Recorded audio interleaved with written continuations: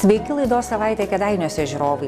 52 2014 m. Kėdainių krašto televizijos laidoje matysite ir išgirsite. Nepasiturinčius ir vienišus kėdainiečius suvienijo bendras kūčių stalas. Kalėdų karavano dovanos 4 mūsų rajono mokykloms. Darbiečiai sieks merų postų 56 šalies savivaldybėse. Krekenavos agrofirma kartu su partneriais pradeda socialinę akciją, kuria bus skatinamas jautienos vartojimas. Šiemet lapkritis buvo vėsesnis nei pernai, todėl už šilumą mokėsime brangiau. Taip pat išgirsite žymių žmonių sveikinimus Kėdainių krašto bendruomeniai. Apie tai 52 šiais metais laidoje Savaitė Kėdainiuose.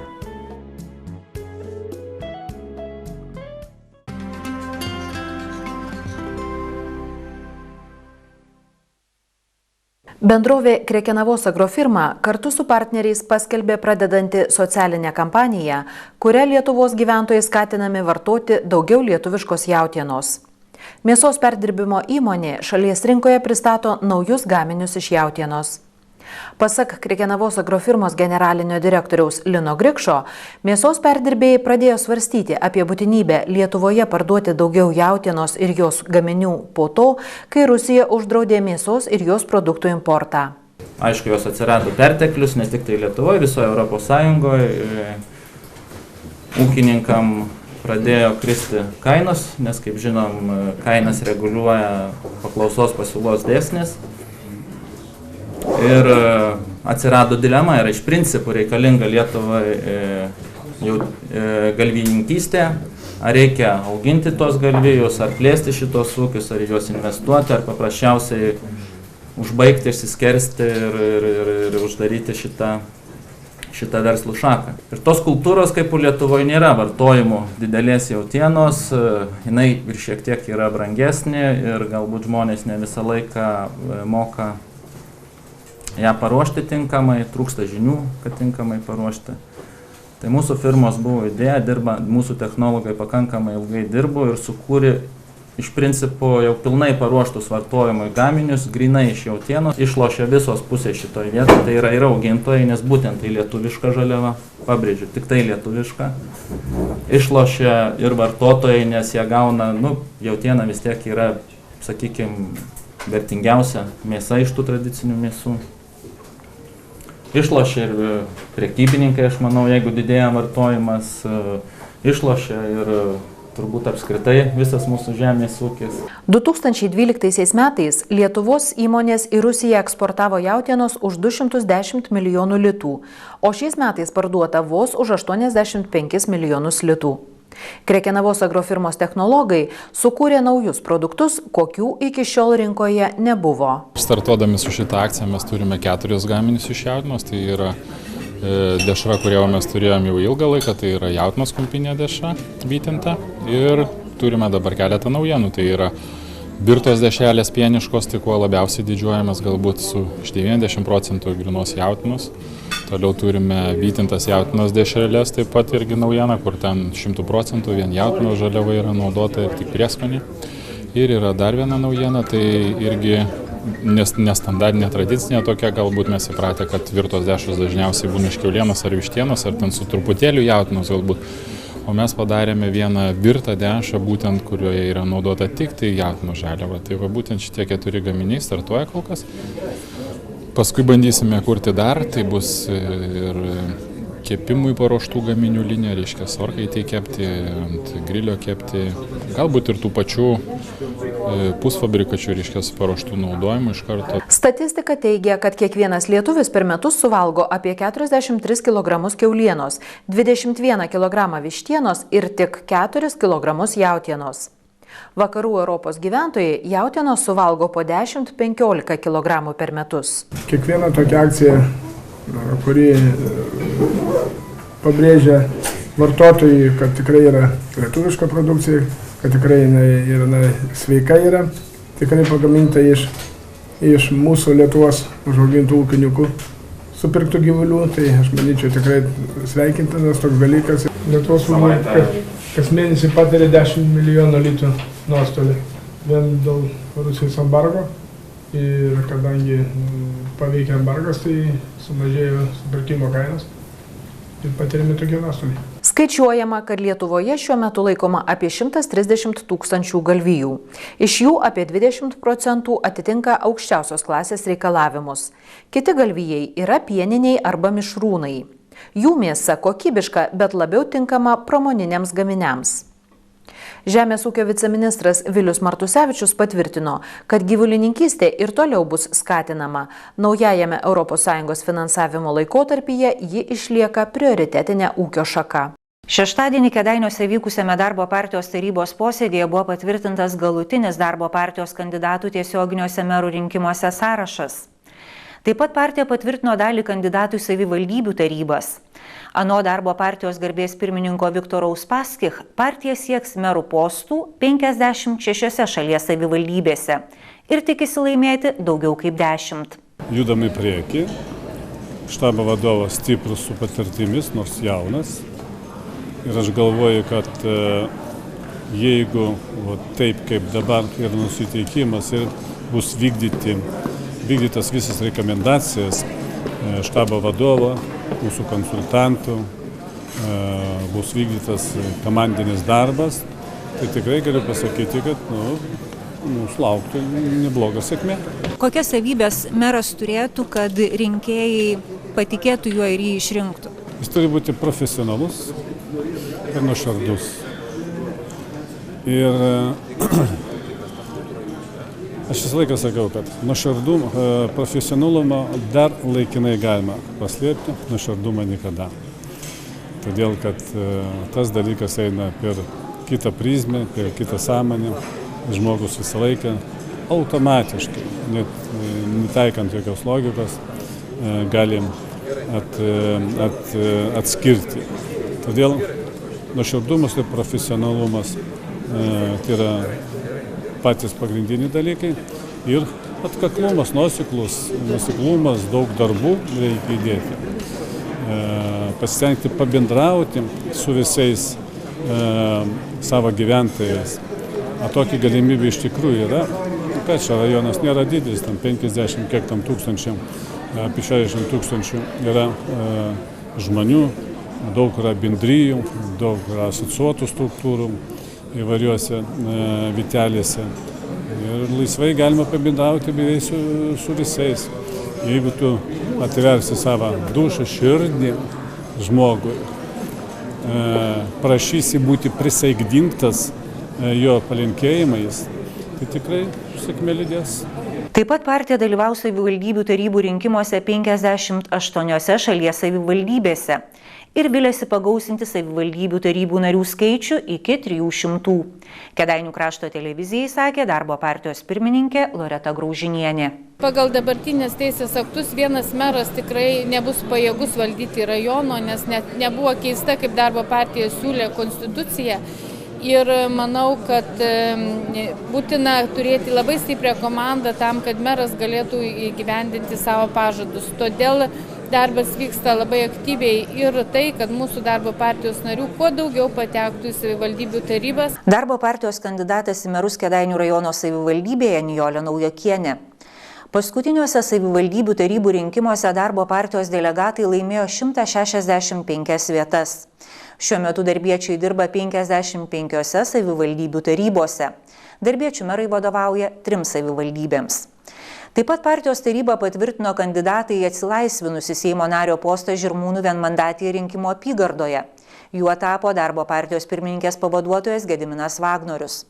Ekonomikos mokslų daktaro išsilavinimą turintis 57 metų politikas yra Lietuvos nepriklausomybės akto signataras. Kalėdų laukimas ypatingas metas, sušildantis visų širdis, skatinantis pastebėti šalia esančių žmonės ir suteikti jiems pagalbą.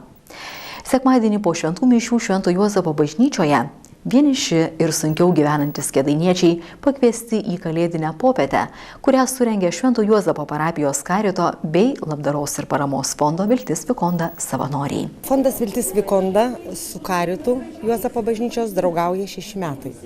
6 metai kaip yra rengiamos šitos kūčių popietės. Tai yra labai svarbu, kadangi tai yra betarpiškas toks ryšys, Mes duodame ir kviečiame ateiti, kad kažkas tai pasidalintų tuo gerumu, ką mes padedame ant stalo. Turint gerumą ir jo nedalinant, jis neaugs, o padalinus gerumą, gerumas plečiasi. Kuo daugiau gerumo, tuo daugiau laimingesnių žmonių. Fondo Viltis Vikonda ir Švento Juozapo parapijos Karitos savanoriai susirinkusiems vaikams ir suaugusiesiems paruošė šventinį stalą. Jis buvo nukrautas įvairiais gardumynais. Vaišes ruošia kelios savanorės. Aš čia pati dalyvavau, ruošiau. Ir visą dieną dirbom, čia mes 4 moterys, nebet, gal 6. O kam yra skirtos visos tos vaišės? Visiems kėdainiečiams, kas tik nori. Į kalėdinę popietę susirinkusius miestelėnus artėjančių švenčių progą pasveikinęs Kėdainių dekanato dekanas Švento Juozapo parapijos klebonas kunigas Gintaras Pūras palaimino stalą ir atėjusius žmonės. Visi drauge sukalbėję bendrą maldą, kaip viena didelė šeima laužia kalėdaitį, linkėdami vieni kitiems gražių švenčių ir gerų ateinančių metų. Vėliau visi vaišinosi savanorių paruoštais valgiais.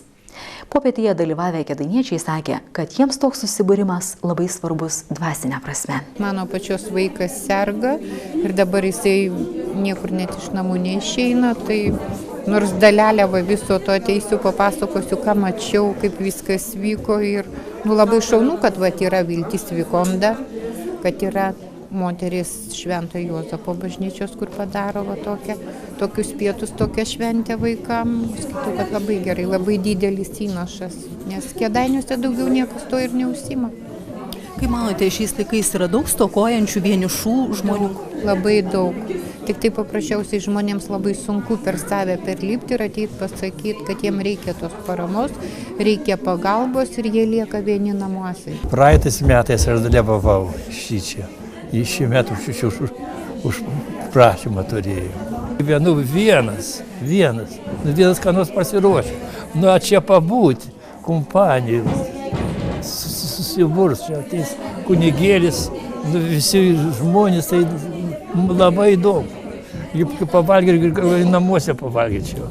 Bet čia pabūti tą momentą, prisiminti tas labai svarbu. O tas pabuvimas kartu sušildo širdį? Net labai jautiesi žmogus, kad dar pasaulio reikalingas. Prieš didžiąsias metų šventes Kėdainiuose apsilankė garsusis Kalėdų karavanas. Jų atvykęs Kalėdų senelis bei garsiausias Lietuvos buriuotojas 2016 m. Rio de Žaneiro olimpinių žaidynių kandidatas Juozas Bernotas pasveikino į Didžiosios rinkos aikštę susirinkusius savivaldybės atstovus, moksleivius, mokytojus ir mokyklų vadovus, linkėdami ir ateityje daug sportuoti, būti sveikiems. Svečiai netgi surengė bendrą mankštą, draugė šoko ir dainavo, o vėliau buvo dalinamos Kalėdų karavano dovanos, kurias aukojo ne tik šią akciją ėmėsis globoti Tautinis olimpinis komitetas, bet ir politikai, verslininkai, paprasti žmonės. Įvairaus sportinio inventoriaus gavo 4 mūsų rajono mokyklos: Labūnavos, Truskavos, Aušros sveikatinimo ir sporto pagrindinės mokyklos bei specialioji mokykla. Tos mokyklos yra sportiškai aktyvios, jos dalyvauja organizuojamuose olimpinio komiteto renginiuose, todėl jos ir buvo įtrauktos. Kokio sportinio inventoriaus atvežėte į Kėdainius? Daugiausia kamuolių, aišku, taip pat ir šokdynės, ir maikutės, ir visokie masažiniai takeliai, ir netgi apavas sportinis, ir kuprinės, ir sportų susidėti krepšiai, sporto aprangai susidėti krepšiai. Tiesiog tikrai įvairus labai, bet tai iš tikrųjų vaikam, kurie eina į mokyklą, kurie sportuoja, kurie lanko sporto būrelius, tai visą tai yra reikalinga. Preliminariais duomenimis, kiekvienai Kalėdų karavano aplankytai mokyklai bus įteikta dovanų už maždaug 3000 litų. Mažesniems, ypač kaimo mokykloms, tai didelė parama. Inventorius yra toks dalykas, kuris laikui bėgant susidėvi ir jį visuomet reikia atnaujinti. Tiek kamuoliai bliuška, tiek suoliukai lūžta, tiek lazdos lūžta. Aišku, atnaujinta kiek įmanoma mūsų lėšom ir krepšinio lankai nauji yra ir kažkada supirkta naujo inventoriaus buvę. Dabar jau žinoma vėl reikėtų viską atnaujinti, vėl iš naujo pirkti. Mokykloje reikia inventoriaus, kadangi mokyklos mokiniai gyvena bendrabutyje. Ir po pamokinių metų jie labai mėgsta išeiti ir į lauką pažaisti, ir sporto salėje, ir žinoma, jisai greitai susidėvi, todėl jį reikia nuolat atnaujinti. Kaip sureagavote sužinoję, kad gausite Kalėdų karavano dovanų? labai apsidžiaugiam, labai laukiam ir tai mums buvo labai didelė staigmena ir pati, kaip pasakyti, geriausia kalėdinė dovana, ko gero. Mūsų rajono moksleiviai mėgsta sportuoti. Jie nekartą yra tapę ne tik respublikinių, bet ir tarptautinių varžybų nugalėtojais, prizininkais. Todėl Kalėdų karavano dovanos tarsi simbolinė padėka bei paskatinimas ir ateityje domėti sportu, siekti dar didesnių aukštumų. Ar vaikai džiaugiasi Kalėdų karavano dovanomis? Žinoma, manau, kiekviena dovana yra vaikui džiaugsmas, bet kokia ar yra didelė, ar yra maža. Tai yra tiesiog staigmena vaikui. Ar gautos naujos priemonės paskatins vaikus dažniau ateiti į sporto salę? Žinoma, tai yra tikrai geras ir paskatinimas vaikams sportuoti, užsiiminėti įvairių sportų. Kalėdų karavanas per Lietuvą keliauja jau 15 kartą. Šiemet bus aplankyta 10 savivaldybių. Sportinio inventoriaus gaus 43 šalies mokyklos.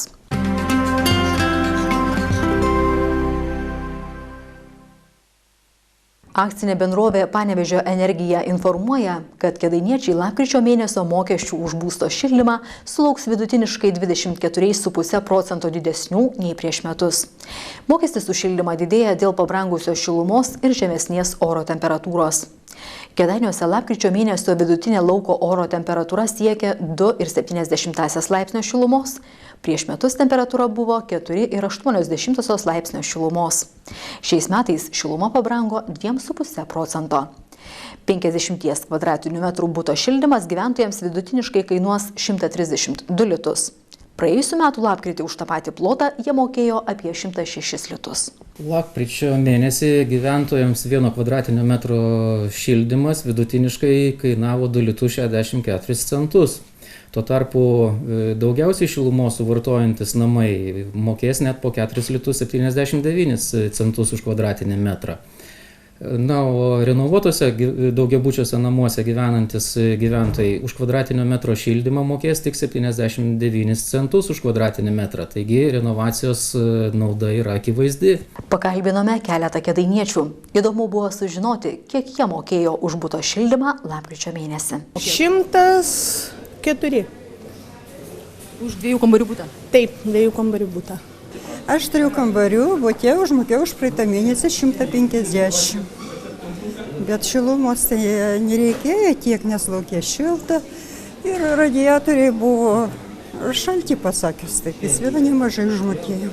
Palyginti nelabai daug, mūsų namas ten renovuotas, stogas ir padaryta katilinė, toj pačioj boileris patvarkytas. Nu neblogai dar kol kas moku, neblogai, ne per daug. Už 3 kambaris tai maždaug, praeitą mėnesį nemažai 229 buvo. Kiekvieną mėnesį mokesčiai už šilumą suskaičiuojami suvartotą šilumos kiekį padauginus iš šilumos kainos.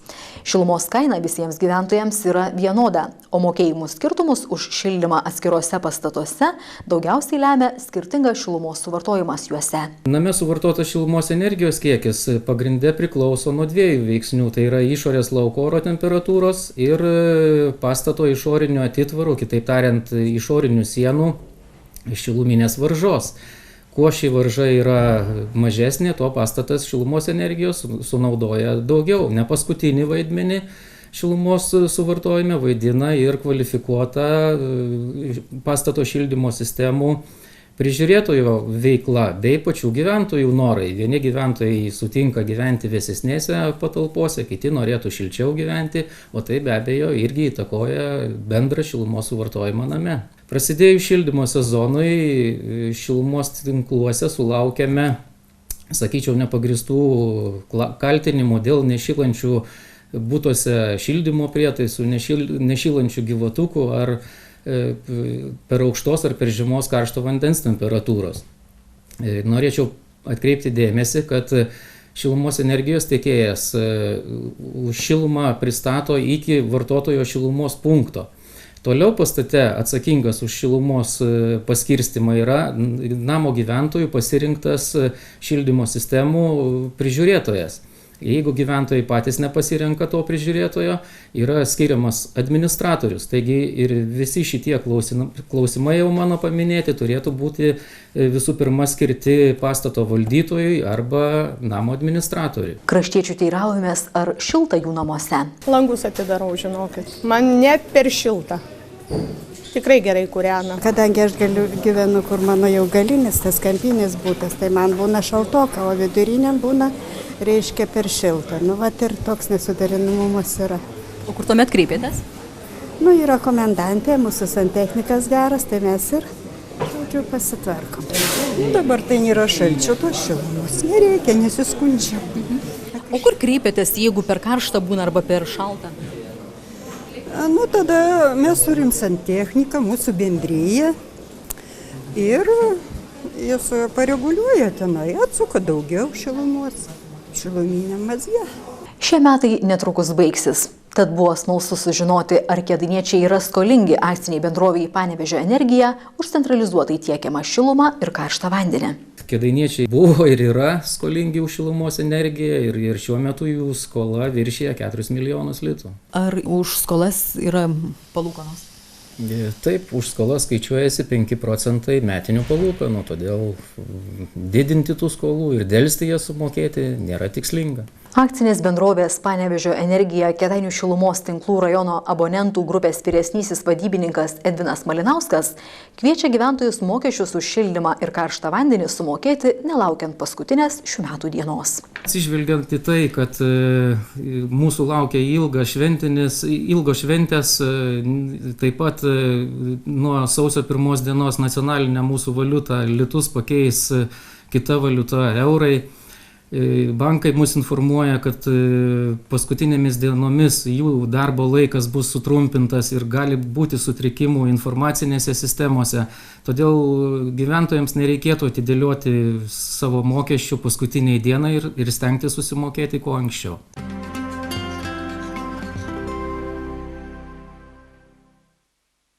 Į širdį beldžiasi pati laukiamiausia ir gražiausiais papročiais apipinta metų šventė – Kalėdos. Kasmet visų mūsų širdise ir namuose sukurianti ypatingą jausmą. Tai šeimos šventė, suburianti po pasaulį išsisklaidžiusius vaikus ir tėvus. Katalikams tai Kristaus gimimo diena, nuo kurios skaičiuojame žmonijos metus. Kalėdų šventę kasmet apipina šventiniai sveikinimai. Brangus Kėdainių rajono gyventojai, būkit pasveikinti su šventomis Kalėdomis. Tai laikas, kada prisimenam nepaprastą Dievo dovaną pasauliui. Jis pats save dovanoja, nužengdamas į laiko tėkmę ir gimdamas kaip kūdikis, kad kiekvienas žmogus turėtų viltį, nes tai, ką Dievas nori mums, kad mes turėtume ryšį su juo. Ir tas gimimas tame tvartelėje Betliejaus, toks paprastas ir atrodo, neiškilmingas, vis dėlto mums rodo tą Dievo artumo troškimą mums kiekvienam. Kokia didi šventė žmogui, jeigu jis į tą artumo troškimą atsiliepia. Dievas padovanoja save, kad žmogus galėtų dovanoti save kitiems. Kai mes Kalėdą švenčiame, susėdam prie bendro stalo, bendrystės stalo ir prisimenam, kad mes esame Dievo mylimi, kad esame kviečiami kiekvienas susėsti prie dangaus karalystės stalo vieną dieną, prie kurio laukia mus mylintis viešpats. Te šiluma gaubia jūsų šeimas, jūsų vaikučius ir mūsų tėvynę, kuriai taip reikalingas Kalėdų džiaugsmas, įkvėpimas ir šiluma. Su šventom Kalėdomis. Kėdainių krašto žmonėms Kalėdų išvakarėse tikrai noriu pasakyti, kad su tokia didžiulė meilė, su pagarba, jie man visi brangus, todėl kad mano miestiečiai, kraštiečiai, aš irgi čia su šeima švęsiu ir kūčių vakarą būsiu su šeima ir naujus metus būsiu čia. Palinkėčiau gerų naujų metų, kad viską, ką paplanuoja, sugalvoja, išsipildytų, kad būtų gera nuotaika, daug geros, teigiamas, gyvybiškai svarbios energijos, kad kiti metai neštų tik laimę. Gerbėmieji Kėdainių krašto žmonės, nuo šiol gamta gręžiasi į grįžtą į savo viltingąją pusę. Ilgėja diena, daugėja šviesos. Tegul jos daugėja ne tik danguje, bet ir mūsų žodžiuose, mintyse, šeimose, mūsų visų namuose, mokyklose, bendruomenėse. Nuoširdžiai sveikino kiekvieną iš jūsų šeimas ir artimuosius sulaukus šventų kalėdų. Linkiu geresnių artėjančių naujųjų metų, linkiu ramybės dvasioje, šilumos bei jaukumo namuose ir tikėjimo šalia esančiais žmonėmis. Prieš šventas kalėdas, naujosius metus, mūsų miestas, miesteliai ir kaimai puošnesni, gyvesni ir jaukesni. Savo problemas primiršę, skubame suteikti daugiau dėmesio ir džiaugsmo artimiesiems. Dažniau ir atviriau dalinamės šypsenomis, apsikeičiame geranoriškais, šildančiais žodžiais. Vaikai, tėvai, seneliai, draugai, bendradarbiai, kaimynai, visi tampame šiame laike savesni, labiau pasitikintis ir tikintis bendru buvimu, prasmingu bendravimu, šiltu žodžiu. Linkiu, kad šventų kalėdų ir naujųjų metų šviesa bei gražios viltys pripildytų visų namus, nuskaidrintų kiekvieno mintis. Atidumu ir meile apglėbkime savo artimuosius, namų jaukumu pasitikime kiekvieną žmogų. Ir dovanodami gerumo laiką įkvėpkime viltį tiems, kas ją prarado. Mūsų pačių labui ir geroviai, siekdami bendrų tikslų, padėdami vieni kitiems, kartu galime sukurti jaukų ir klestinti Kėdainių kraštą. Džiugių švenčių kiekvieniems namams, kiekvienai šeimai, visiems Kėdainių krašto žmonėms. Šiandien tiek. Tegul artėjančios šventės virsta gerumo ir svajonių išsipildymo stebuklu. Likite sveiki. Sudie.